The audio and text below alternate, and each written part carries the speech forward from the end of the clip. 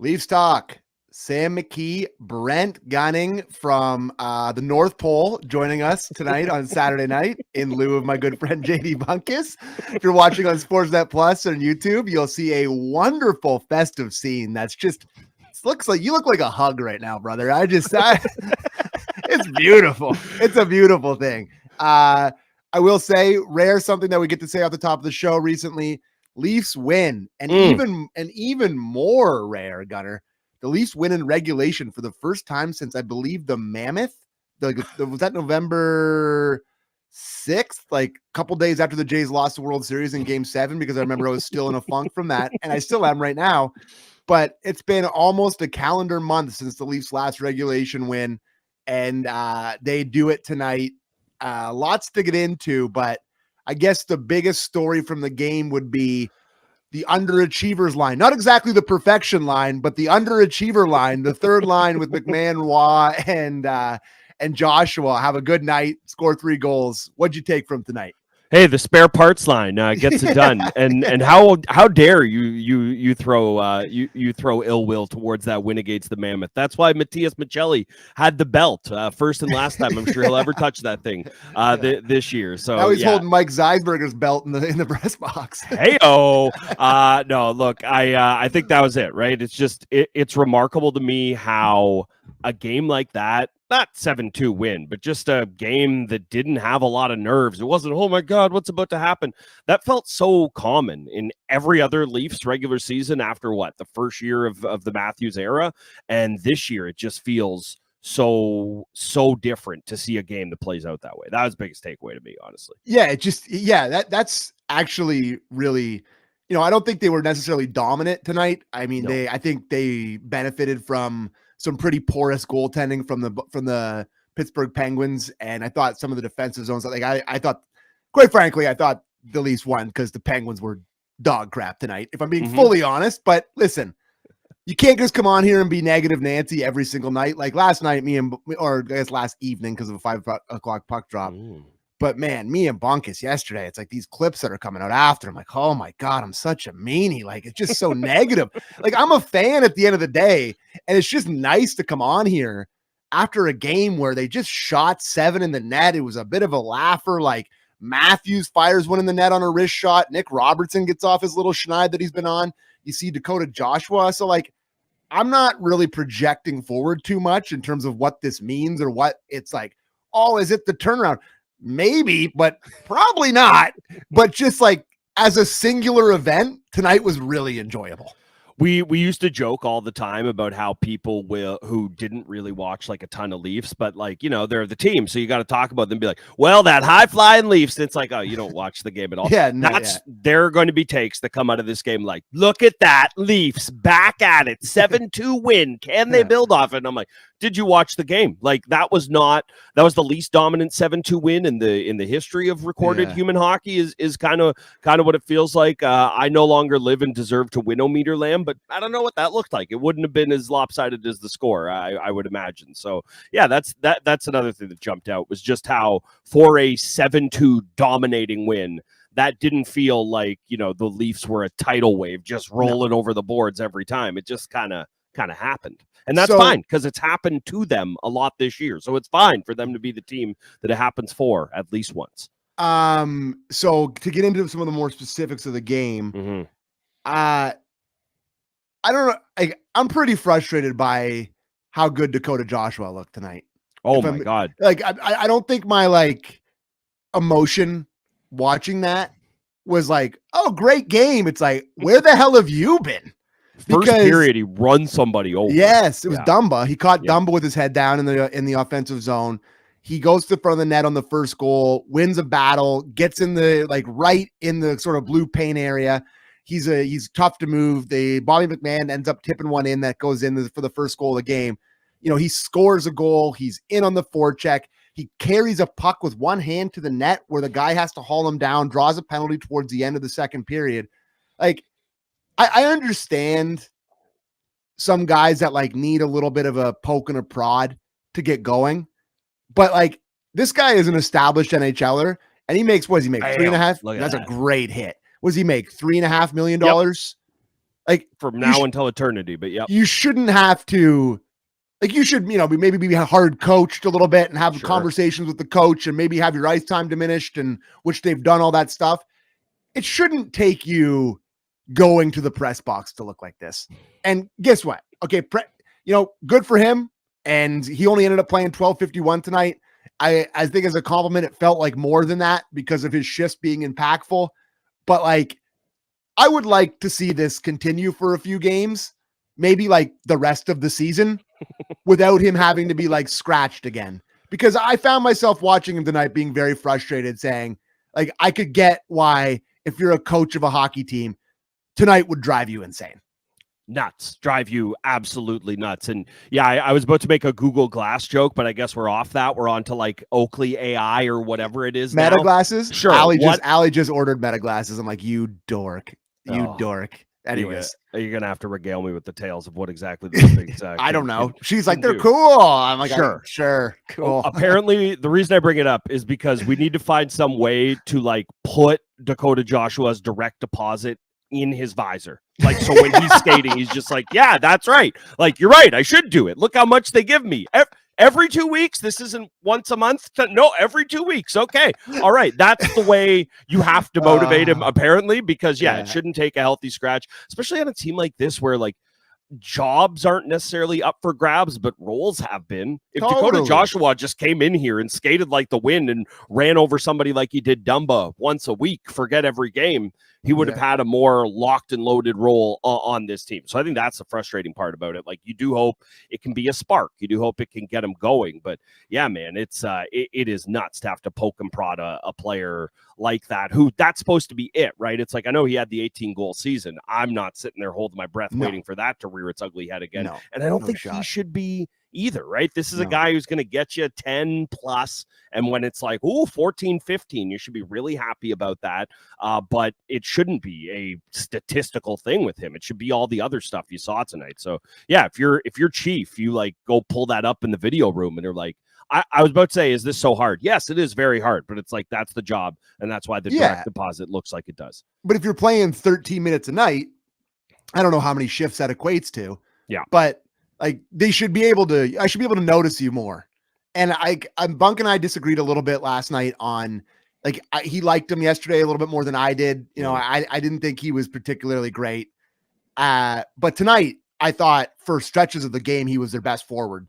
And I want to see that a little bit more. Totally. So, the worst part about that for you, though, is now like whether Bunk was right or not about yesterday, now is reflexively right, because it's like, he's building on it. So unfortunately, you got to hold that L, buddy. On his pre-year, his like preview show for the Leafs this year, we did our like bold predictions. Which one of these is worse? Okay. He said Dakota Joshua 25 goals. I said Matthias Maccelli 80 points. Joshua goals is so much worse. Maccelli points is ridiculous. They're both terrible is the answer you're actually looking for here. But yeah, Joshua goals is way worse. You could see a world where Maccelli like skills it up with second assist. Yeah, that's no such thing. There's no such thing as a second goal. Like, you score it or you don't. I thought you were going to bring up Whipping Boy draft, because I was hot to trot on he was going to be fan Whipping Boy. Yeah. And the good news for that is like, that race is not over. Long season, a lot of hockey left. Whipping Boys to be decided here. Boy, we're barely making the turn to the Kentucky Derby here. Like, there's a lot of road left to be whipping. All right, the next thing I wanted to bring up is I was impressed with Hildeby tonight. I thought that like early in this game he had to be pretty sharp, and like every Leafs game, the goalie has to make a bunch of really good saves early. And it's funny because CC does a fabulous job, of course, along with Craig Simpson on Sportsnet and Hockey Night in Canada. He calls him like the Hildebeest. Yes. After he makes a great save. And I just was like, it's so funny that the Leafs are continuing like the lineage of super average to below average goalies with unbelievable nicknames. It's like the Hildebeest is immediately a top 5 hockey nickname. Like I guess we don't really do, Sparky anymore. Like we don't really do nicknames anymore, but like the Hildebeest is such a good nickname. And he was the Hildebeest tonight. like I give this kid credit where, I mean, when's the last time he played? I guess he got in that Montreal game in the third period, right? But he didn't face much. Or if I'm not mistaken, the score effects in that game, Leafs controlled that third period, and there wasn't a ton of time for him. But his last start, I can't even remember it. There's just too so many of these games. But like, you could see why like a goalie, he's got some, like, he's just big, moves around well. Like, he is eerily similar to the monster. Similar to the monster. Yeah, right down to like even like little long face, like it's a tall head, even a little bit. That was the name of my metal band in high school. Yeah, it was great. I can't wait. Hook me up with some merch if you got any poking around in Andy's garage up there in the sound. Okay, but no, I think also Dennis Hildeby, like there's never been a person who benefits more from being in the game, so I don't have to look at shots of him on the bench where he the confidence I have in now watching him play versus the confidence I have when they would cut to him on the bench is night and day. And honestly, it's like I know that we're all like questioning what exactly they built here in terms of this hockey team, but they didn't give him a 3-year deal because they thought he stunk, right? Like they saw something in there, and it's goalies. You're going to take a million different cracks at this. But yeah, I really like what they've got out of him. And yeah, it's just funny that like the way this has been trending, the team back in Pittsburgh, I'd be lying if I didn't have the like, is this going to be a Kazmir Kaskasuo night? We did it last night where it was like the exact same thing. Where, Malkin walks down the slot first shift, bar down. You're like, oh God, the Berube's getting fired after they lose a close one to Florida on Tuesday or whatever they play. So like it did have that feeling. And yeah, I wrote down in my notes here because I have to write notes physically, because if I try to do them on my notes app on my phone now, I'll just go on TikTok and distract myself because the Leafs games are so hard to watch recently. But I wrote down in the third period, Hildeby on Malkin with a star. Right after Sid made it 5-2. Yep.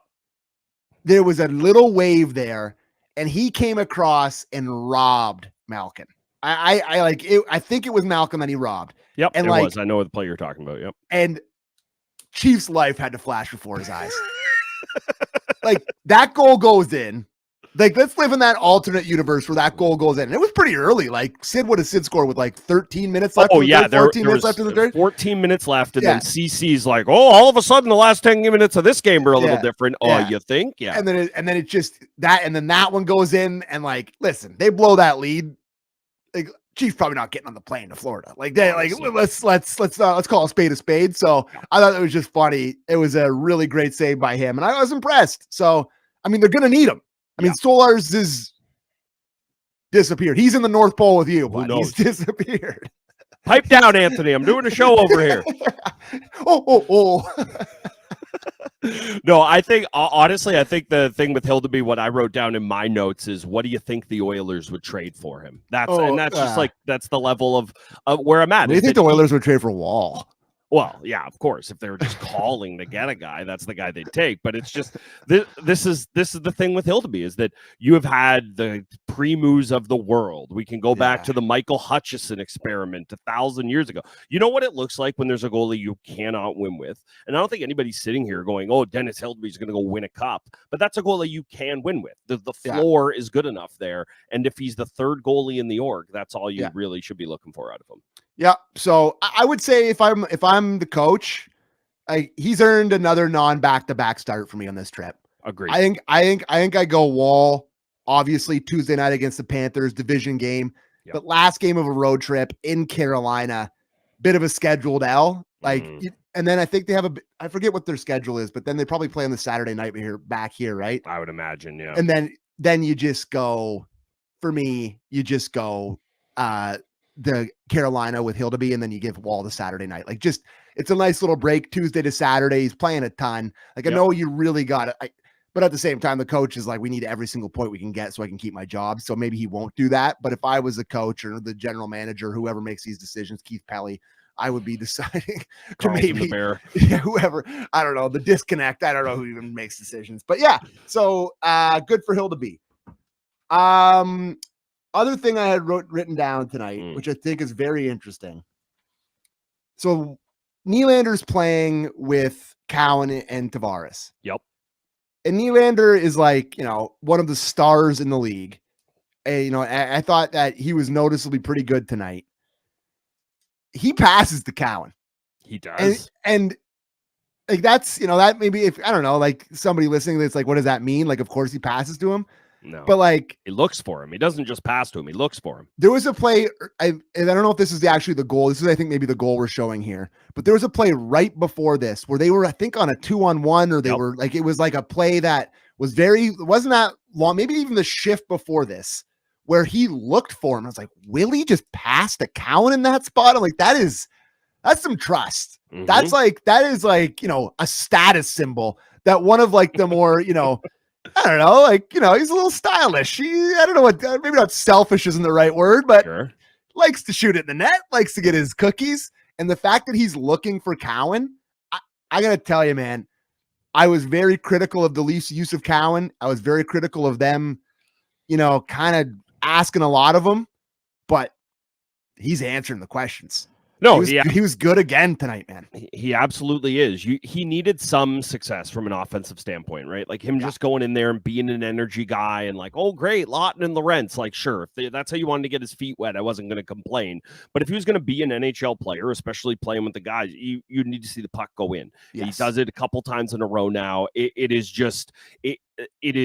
telling, to your point, of how Nylander looks at him. I think part of it, honestly, is just, okay, if Auston Matthews isn't like Auston Matthews all the time, maybe we need another guy on this team. And it's like Tavares is there as well. They need, like, Nylander's not a dummy. He's going to be here for the foreseeable future. And if he wants it to go well, Easton Cowan better be a part of it going well. So I think there's something to that. But also, guess what? If he does that 2 times and he hammers the puck into the corner like we wanted John Tavares to do on his 500th goal, then you're not going to continue to get that pass from him. But you do. So I think that's just it. This is, again, like Nylander, do I think he's sitting there like on Hockey DB all day as he's waiting for his YouTube video to upload? No, I don't. But it's like he knows the backstory.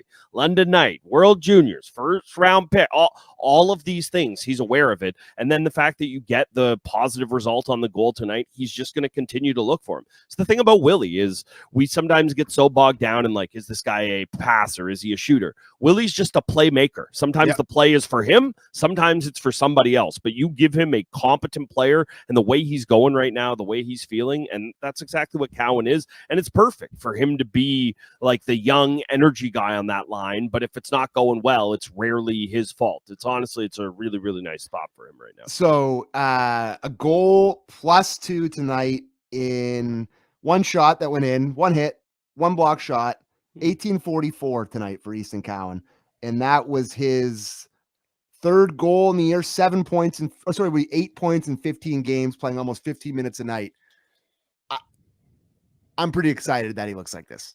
Yeah, me too. I have to admit, because listen, like, not to get too grim, but I think we're all kind of seeing their next lives flash in front of our eyes here in terms of what the next thing might be. Mm-hmm. And it's nice to know that you got one of them. Yes. So I'm impressed by this kid, and it, as an own sounder, I'm sorry, praising a career London Knight, it kills me with every ounce of my being. Kid seems like an absolute stud. Loves it. Loves to shoot the puck in the net. Digs for the puck. So impressed with Cowan again tonight. Yeah, and I know you guys obviously would have touched on it last night, but God, that release on the last goal he scored before tonight was just incredible, just ripping it right underneath the bar. So I love what you've seen out of him, and happy that he's just getting some real run here, as opposed to up and down and in and out, and Marley and not. And this is not Marley and me, Marley with Willie is what I would like. So 2 things. Oliver Ekman-Larsson scores a great goal in this game. Yep. I sent out a tweet with a little devil ear saying Oliver Ekman-Larsson trade value up. So I was being a little bad boy. That's okay. Because listen, like, he's playing well, man. He's playing really well, and he's leading the league for Swedish defensemen. I mean, there's some pretty good Swedish defensemen out there. Like, that's a pretty good stat. It's kind of their thing. Yeah, it's true. It's kind of their dice move. But here's what I'll say. Sucks that he got hurt. Like, I don't know. I didn't see where they got hurt. They mentioned it, that he hadn't been on the bench. They didn't show where it happened. Maybe they were furiously certain. I didn't see what happened. But, like, I hope it was a precautionary thing in terms of yeah, like that's what I'm hoping for. But this sucks from all perspectives. This sucks if you think that the Leafs are going to get back into it. And this sucks if like he's got a tweak or whatever and they're out of it. And like, you know, he's hurt. You can't trade him for as much as he did before. Hope Oliver Ekman-Larsson is back and healthy on Tuesday night because he's been awesome. It's a great goal tonight. Fired it. Pedigree. Yep. Great goal. Pedigree. You've always brought this up, like from the second he donned the blue and white. You mentioned it because you can't see it. You could just notice it every once in a while. He's not a guy that's all over the place with that, but yeah, you could just see the skill kind of shining through. Honestly, one of the better moves of the Tree Living era, like probably a for sure top 3. I'm trying to think off the top of my head, like just bringing him in and doing what he's done. Looked really good, but I would say that's run out of steam. TBD on that. Yeah, TBD. What was the other What was the other guy he signed that offseason? There was 3, right? The extension, right? Yeah. Oh my God, I'm such an idiot. Like it's like I should do this for a living or something. Yeah.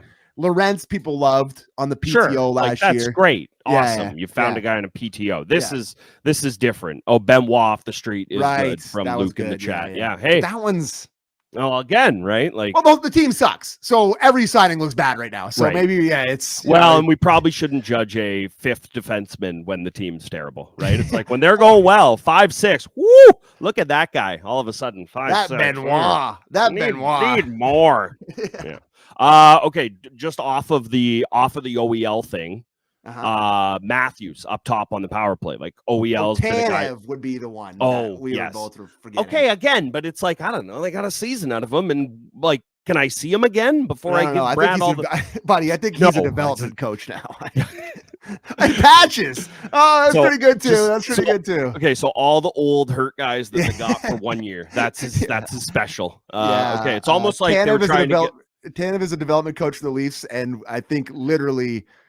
Michigan has Pacioretty as an actual coach. Literally, and I can vouch that yesterday was a PA day out here, and Jake Muzzin was running a children's hockey camp with Kyle Clifford, so I can vouch for that. Awesome. I love those guys. Oh no, of course, doing that stuff. That's awesome. And Tanev will be doing that in literally 3 years. Yes. Once he's allowed to turn a light on in his house, he will. He will, in fact, do that. Okay, you good on all the old guys for living side? That we're good for 8 months. We can move very past. Okay, now to a guy who's not that old, but maybe looks like it all the time. Austin Matthews. Yeah. What do you think of him up top on the power play? This is not like first time we've seen this. There's literally no iteration of Leaf power play that we haven't seen. Just felt like he was up there a lot tonight. And I know OEL goes out, so they shift some things around. But yeah, that was notable to me. Well, they've done the 5 forward thing now, and they're trying to maybe put him up there. Like, honestly, why not?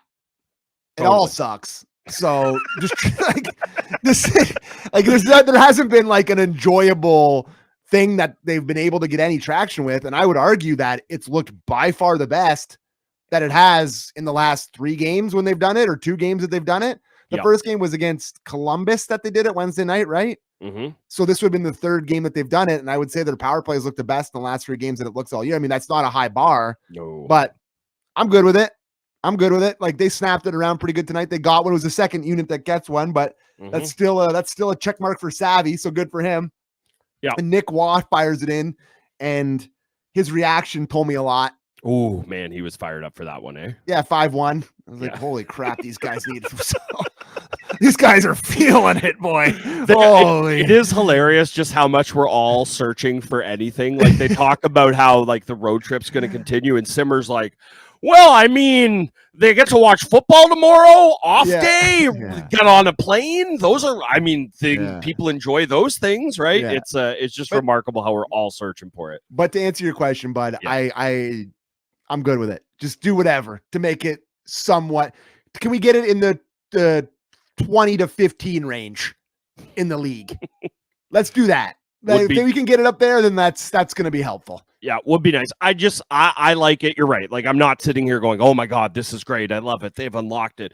Just kind of, it just kind of forces different looks. Obviously, still, despite what he is this year, there's the gravity of Matthews on the power play. And if you have him up top, maybe it kind of pulls some people up there, allowing more of the seam passes or getting it into Tavares in the bumper. So yeah, I think there's some like reasons it would make sense as opposed to just shrug Leafs power play. But that has been how we've talked about it for the entirety of like what 5 years now. Yeah. So, except, I mean, the thing is, like, we talked about this, and it's a no Marner zone here, but we talked about the special teams is where they're going to miss the most, and the power play for the Leafs looked by far the best it ever looked in this era with him up top. So, I mean, he's pretty good. Totally. Although, okay, this is not a Leafs game take. Okay, but I'm so sick of this Marner. The reason the Leafs suck is because of Marner not being here. Like, every day on X, I got to see 100 tweets from 100 dumbos about, like, if I'm not mistaken, this was the Leafs' 11th win tonight, right? Yep. I think they have one more win than Vegas, unless Vegas played today and won. No idea if they did. No idea if they did. I'm just quickly scrolling. They are playing right now against San Jose. So as of right now, the Toronto Maple Leafs, who are having the worst season that anyone can ever remember, have more wins than the Vegas Golden Knights do. And Mitch Marner is on pace for 78 points, okay? He's not perfect either. The Leafs have been bad, but it's not because of one guy leaving. You can talk about the guys they replaced him with. We can have a conversation about that, but like, enough. Testify. God. Okay. No, this goes back to what I was saying about the people who, and look, obviously there are some people who went into this with a bias of like the loss of Marner will impact this season, or not impact, but will crater this team, whatever. But this also goes to the people who are just like, it's the people who are saying, oh man, this high-flying Leafs team. What team have you been watching? Like, Mitch Marner helped the Leafs, obviously, of course. Very good. Of course. But the idea that they weren't going to have a guy like William Nylander driving a line right behind him and maybe allowing him to kind of step even more into the limelight wasn't going to help. No, I'm happy you brought that up. We can move on, but preach. So a couple funny ones for the end. Just a couple quick funny ones down the show. I don't have a ton more, but last year around this time, I went to Detroit for Bills, Lions, Leafs, Red Wings. What a trip. And this weekend in Pittsburgh was a big miss by the boys. Big miss. Because you had Leafs Pittsburgh tonight, and I mean, it's a bad night to be what's the beer they drink there? It's a bad night to be a Yingling in Pittsburgh tonight, boy, because those Leaf fans are heading to the bar, and they are not going to be leaving until it's late. So if you're in Pittsburgh, you're listening to this tomorrow morning with a big time hangover, have a great time. It would have been a great double dip. I did the double dip last year in Detroit. I really never financially recovered from it, but it was unbelievably good. So I'm a little sour I didn't look at the schedule a little bit better and plan this, because it would have been a great trip for the boys. Would have been a great trip. Oh, as soon as they mentioned it on the broadcast, I immediately just like missing out. Like, I would not have gone. It was not something on my to-do list, but I was like, oh, but why aren't I there? This is so sad for me. So personally. Yeah, would have been an all-timer. I've done like one of those like bus trips. I did down for the Canada US outdoor World Juniors game. And extremely gritty. Would not have made it back to the country if it wasn't for the best man at my wedding, Daniel. So if you're listening to this, buddy, I'm still forever grateful for you shepherding me back to the Great White North, all the way to the North Pole where I'm doing the show from. Speaking of your boys, I was playing hockey with your boy Rich. He's gonna love this so much.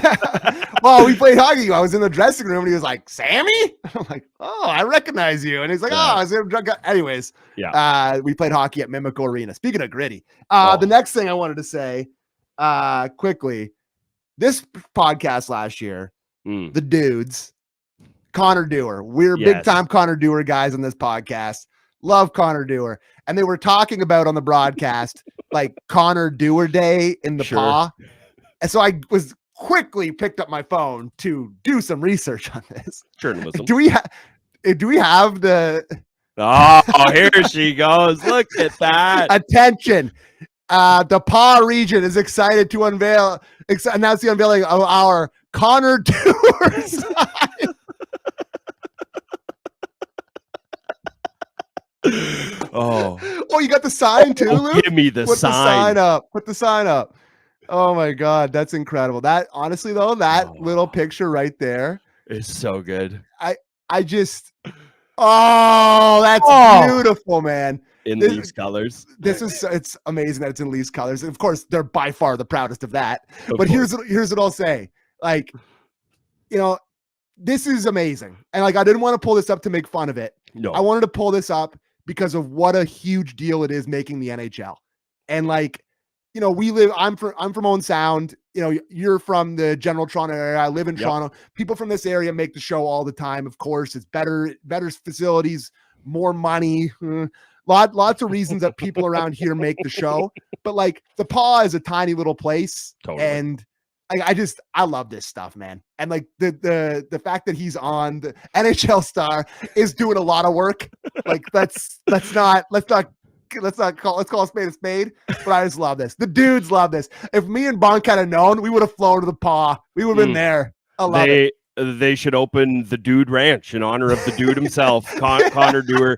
No, man, I completely echo everything you said. Yeah. Like, okay, so, it's funny. I was just at my kid's hockey practice this morning. And again, to your point, like it's not an incredible thing that somebody from Burlington or Oakville or whatever made it to the OHL, or the NHL. And I'm sitting there and I'm looking at the Owen Power jersey. And then I'm at a Leaf Sabres game with my kid. And I'm like, that's the jersey that's hanging up in your rink where you practice. And it's like, that's 1 of 10. Can you imagine if it's 1 of 1 forever? Kinda like, hopefully some kid proves me wrong about that, but it's just, I love it. I am such a sucker for driving through small towns. And it's like home of X, home of Y. I love it. Can we get the poster up one more time? Like this is if you're watching on YouTube or Sportsnet Plus, this is what's it called? Is my passion. Photoshop graphic design is my passion. Like I love it. Shout out to Paw. Shout out Connor Dewar. Took a bad penalty tonight, but I just love that stuff. Yeah, because he's a Leaf at heart and he wanted to help the boys out. That's why. Just quickly checking my notes. I thought Aaron Asham was from the Paw. So I was like, but he's from Portage La Prairie. So I thought, I was like, wow, they're really slandering Asham, but he was from a different part, which I'm sure there's an Aaron Asham sign. So I would imagine him telling whoever it was to go night in the tilt there was an all-time Asham moment. Yeah. One more quick thing. Geno Malkin has always been the sneaky dirtiest guy in the league, and I love it. Yes. I love it. There's not a lot, like there's different types of Russians, right? Like there's always been different types of Russians. Go on. The forwards aren't usually the gritty guys. Like it's always the D-men that are like the gritty guys are always the D-men. Yes. But I would say that Evgeny Malkin plays with the most heart of any Russian ever. Think that's fair? I mean, off the top of my head, I'll blindly agree with you. Sure, forward. Yeah, there's not anybody. Well, I mean, like Ovi's a pretty passionate guy himself, and I seem to recall a lot of early go on. I guess, but he did punch. I guess Ovi's there, but I always think of Malkin when I think of like the guy who will get in somebody's face the most. Like I guess the visual of him punching out Svechnikov is kind of counterintuitive to this, but I think that was more of a one-off. I just feel like I've seen Evgeny Malkin in 10 times more scrums over his career than I have with Alex Ovechkin. I love Malkin, man. There is just one potato face guy just yelling at everybody. No, it's impossible. It is impossible not to love him. That story Sid has told. I mean, he told it once. We've all heard it a billion times. Like, but 3 years Russian Super League, bud. Get in front of me. I'll be going last here. It's just, how can you not love it? The only way to settle this argument is for us to just show this to Geno and Ovi and see who gets more mad about it. That's the only way. Each other for a while, right? Yeah, well, remember that correctly? Because remember when Malkin was like helping Ovi with like the shootout challenge in the All-Star, and they're like, "Oh my God, it's the thawing of the Cold War." Even though both guys are Russian. Because when Ovi first came into the league, he's kind of chilled out on this a little bit because he's been here for a million years now. But it was like any Russian that came into his orbit, he had to big dog them. Like, I am number 1 Russian. You're number 2 at best. Yeah, that was definitely the case with Malkin a bit there. But yeah, man, super fire. I've always had the softest of soft spots for Malkin. Absolutely loved him. Conn Smythe winner. And the man who killed Mike Babcock as Leafs coach with that hammer by Kaskasuo. Yeah. Yeah. So I think that's it. I'm Agreed. just looking at my notes quickly. Let's just end this now. Okay. Gunner, thanks a million for joining me. Listen, they won. Don't know what it means. Here, but here. It was fun on a Saturday night to just talk about a win and not like another pathetic loss. So thanks for joining us on YouTube and Sportsnet Plus. If you're listening on Apple's, Spotify, wherever you get your pods, give us a thumbs up. I love the little comments on Spotify. So get a little more comments on Spotify, even if they're mean. I like the comments on there. So preferably nice, but yeah, I like the mean ones too. Please. Thanks a lot, guys. We'll be back Tuesday night against the Panthers with JD. It's been Leafs Talk. Thanks a lot. Bye-bye.